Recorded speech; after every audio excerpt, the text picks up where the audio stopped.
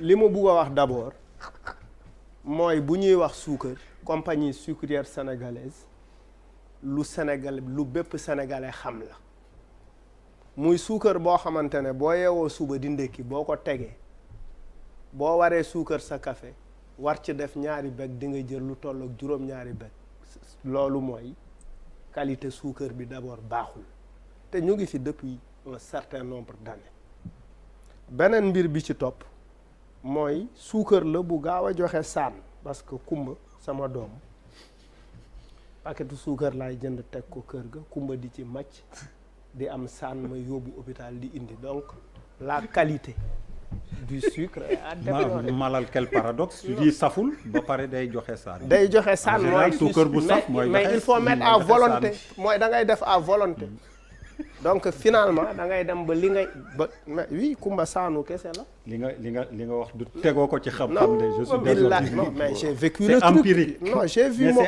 j'ai vu ma fille mettre du sucre papa dollil may dolli.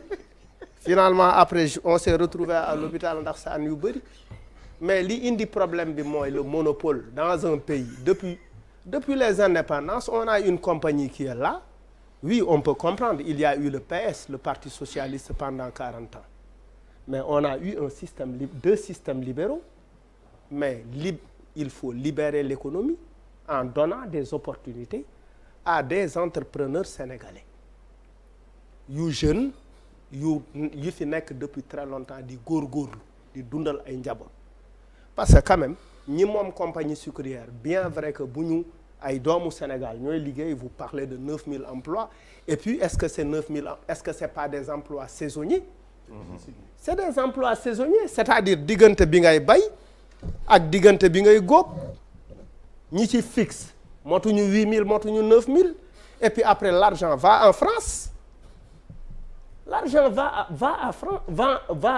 en France. Il faut que yooyu quand même qu'on pose ça sur la table. Il faut comme ni Sococim bi mu fi nekkee dañ ko indil Dangote indil ko ciment du Sahel boobu la werante affaire u prix ciment jeex boobu la werante bi jeex Bouba Ndour day defar diwlin ñu jox ko pendant 60 ans muy buuma ko bummi da nga koy indil Ablaye Dieng indil ko Moustapha Fall indil ko Aliou Lo et le problème est réglé mënuñu nekk dans un pays où on a des gens qui essaient de faire des choses quand même on a keroog Yérim mu ngi ko fii wax nee na en fait les Sénégalais yi nga xamante ne fii la ñu nekk ci réew mi amee seen koom-koom ci réew mi di ko liggéey ndaw ñi war nañ am ay exemple si ñooñu pour bañ a jël gaal parce que y a des gens qui sont restés dans ce pays qui se sont battus et qui ont réussi dans ce pays parce que aussi seen lépp ci réew mi lañ ko def mais aussi il faut que l'État protège ñooñu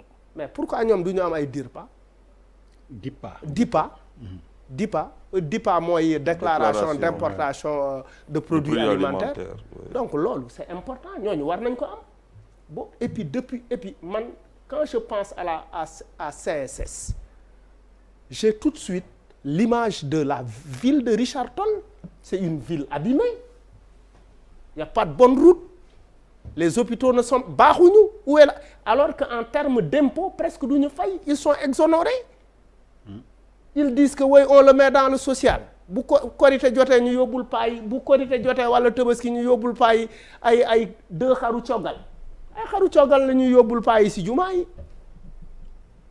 il faut qu'on arrête il faut soit ñu def seen responsabilité sociale mu mat di defar ay tëli di defar ay hôpital di defar ay école pour mu mën a compenser les impôts yi ñu waroon fay soit ñu fay ay impôts pour que impôts yooyu delluwaat au moins ci li mën a doxal réew mi wala ñu yokk salariés yi bés bu nekk nga dégg mais xoolal la ville de Richard Toll est-ce que gis nga li fa am on ne peut pas laisser ce pays là ay nit di ko jël en otage comme si en fait je suis désolé de le dire comme ça comme si le colon devrait hériter de tout mais aussi il faut pointer du doigt ces commerçants là c'est des gens qui ne se regroupent pas ana Sonadis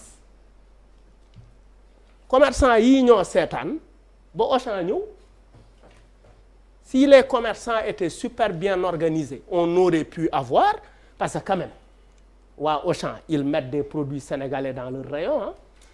Ils sont en train d'aider énormément de jeunes sénégalais parce que effectivement ñi fi nekk ils sont incapables de s'organiser pour mën a teg ay succursales pour mën a teg ay Auchan un peu partout pour mën a teg pourquoi ñoom mënuñu dajaloo créer ay entre ay compagnie sucrière yi nga xamante ne ay doomu Sénégal ñoo ko teg mu dimbali le nord ça nous permettra d'abord de freiner l'exode rural ndaw ñi dootuñu jóg parce que en fait diggante Saint-Louis fi compagnie sucrière li tax mu nekk déjà zone boobu pourquoi parce que c'est une zone d'eau il y a le fleuve Sénégal mën nga fa bay ñambi suukar ak yooyu ak lépp lu ci topp les jeunes du Fouta qui quittent le Fouta pour venir fii di fi cirer ay dàll après avoir appris le Coran si la compagnie sucrière avait fait correctement son travail je pense que ces jeunes allaient rester dans le Fouta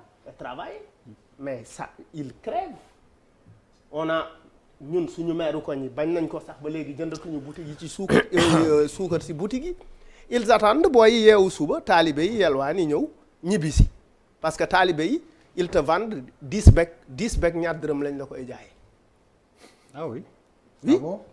Mais vous ne savez pas ça. Oui, tu as raison. taalibe yi bu ñu yelwaani jee ba ñëw le matin ils reviennent ils vendent ça au meeru koñ bi. C'est vrai. Parce que sucre boobu parce que effectivement moo gën a moins cher. C'est-à-dire un paquet de sucre revient c'est-à-dire il faut trouver une alternative bu maire yi mooy effectivement booyu koñ bi yelwaani moo ma jaay suukar et c'est beaucoup plus moins cher. jamono naqadi ba tollu foofu. waaw je pense que commerçant yi war nañu gën a mun a góorgóorlu pour organiser le secteur. allez Bouba. waaw der waaw. xaar ba fin bi il faut ma Diego Armando Maradona mënul génn àddina noonu rek. ñu xaar fin bi. xaaral ba gis. waaw mais non d'accord mais non damay wax ni profité après ñu dellu si waat ci gis. wax naa ko après mën nañu kon bul wax li nga waroon a wax. waaw exactement dama ci doon kii rek. waaw di wax quand même 2020 la ñu nekk. dafa am yoo xam ne dafa xew yi man mun naa comprendre nga defar dara mën ko jaay mais munoo defar ba pare mais li ngay jaay matul logique nga ne mais li koy mottali man maa koy indi. oui quand même. c'est amul logique. merci. dafa am loo xam ne jamono day dox ba nga xam ne forcément il faut mu changer parce que même ci approche bi rek li ñu naan lu yenu maanaa yenu wut maanaa nga nekk ci ab réew bu yore monopole suukar. suukar c'est li ko Charles waxee c'est vital en fii comme ndox suukar. oui mais munoo toog ne bu ma état joxee 3000 kii ma tuuti c'est-à-dire que est-ce que ki war a mottali si logique ki war a mottali loolu ci des dafa war a nekk keneen parce que il faut donner la chance aux autres appel d'offre day am beneen entreprise dafa war a ñëw peut-être pour combler vide boobu. parce que c'est dangereux donner monopole dara ak benn ci société bu mu mënti nekk. parce que li monopole di indi moom mooy day dem ba dalay xoj parce que ñun aussi booy màgg di kii da nga naan way compagnie sucrière ñoom des fois salaire u Sénégal sax bu gaa yi amee problème ñooy génne fay dimbale état bi mu fay ay salaire parce que non loolu mooy doole. te xam nga waaw le Sénégalais lambda loolu dañ ko yàgg dégg quoi te quand même dañu nekk si jamono boo xam ne il faut que nit ñu jox leen seen ay chance il faut que li commerçant daan daj ñun bi ñuy màgg ni yëpp di dugg biir Sandaga di xool commerçant paawu commerçant yu bëri doole ba ñu amatuñ ko chinois yi ñëw na gars yi ñëw nañu inondé marché bi ñu si gën a bëri dañuy galérer te je pense que brèche boobu waruñu leen ko xañ quand même il faut que benn waay bu tudd Bouba Ndour wala bu tudd Malal Talla nekk sénégalais am opportunité def loolu nga bañ ko jaay du drogue. waaw c'est pas de la drogue. quand même suukar la. oui war nga mun a bàyyi gars yi ñu jaay affaire bi bañ a am prétention man bu ñuy jox nit nañ ko jox ci li muy liggéey li muy fabriquer biir Sénégal. mais leneen loo liggéeyul kenn amul droit yor monopole bi ba di ci xëccoo. au contraire pour man boo yoree di liggéey ñu laaj la 20. nga liggéey 15 5 yi da nga ko war a jox ñeneen ñu am ci seen wërsëg loolu logique quel que soit xam nga des fois approche yi aussi day technique ba nga xam ne nit ñi dañ leen di jaxas te fekk wax ji bu ñu ko yenulee maanaa rek nga xam ne wax fa dëgg yàlla su ma waay séddoo dafa baax ci mbir mi monopole baaxul ci dara donc je pense que li ñuy wax dëggantaan ba di ko wax mooy nañu bàyyi aussi nit ñi li ñu war a def ñu def ko maintenant ay fraude ak affaire yi état dafa am responsabilité. saa yi état bu xoolee ba gars yi nit ki dugal fraude du fautam état bi la. oui nañ ko wax état bi buñ ko attaqué bu ñu attaqué commerçant yi parce que nit ñi aussi dañuy business ah. li nga bu doon ñëpp ku nekk li ngay def ci say activité dañ ciy seet lu lux mbóot lu ci dëng ñun ñii ñëpp boo maytul am na benn moment nga ne bon profité naa ci opportunité loolooy dëgg. donc nit ñi mënoo leen tëj ne leen mënoo defar ba pare di xëccoo importation mënul nekk. te pour man li nga xam ne mooy déficit lu Sénégalais yi soxla dañuy war a ubbi. ubbeeku dafa baax. foofu la jamono toll c'est-à-dire que mënoo ne par exemple am benn slogan le Sénégal émergent. oui c'est pas des chiffres rek approche daf ci am solo. nit ñi Sénégalais dañu war a gis que ni en fait en réalité ça s'ouvre. léegi nag booy ubbi dina am ñuy metti parce que ñi yoroon monopole bi yëpp da nga leen kii mais jamono moo ko laaj. loolu dafa am solo beneen bi moom mooy aussi li may xaar ci commerçant malal xaw na ko brosser mooy ñi ngi xeex ci importation wu li des. mais kañ la ñuy poser beneen projet boo xam ne dañ koy defaree fii. c'est-à-dire que aussi il faut qu'on soit ambitieux. quand même mënuñu nekk rek di xëccoo li ci des. c'est-à-dire que est-ce que il y a un projet éventuel pour que. quand même parce que je me dis que bu dee il y a 47 ans 47 ans nit indi na fi usine. defar fi di defar suukar. ba 2020 bi ñun mënuñu regrouper wu pour ñëw defar moitié de loolu ñuy def ma xam ne y a un problème. parce que usine ba daan jar li mu daan jar y a 47 ans bu ko daan jar war nañu mën a defar tuuti suukar. donc est-ce que aussi nos commerçants ont cette ambition là de vraiment indi fii industrie parce que aussi industrie moom mooy doxal réew. te loolu dafa am solo mais wax fa dëgg yàlla il faut que nit ñi liggéey mënuñu rek ne dañuy sauvegarder ay 10 000 emplois et après.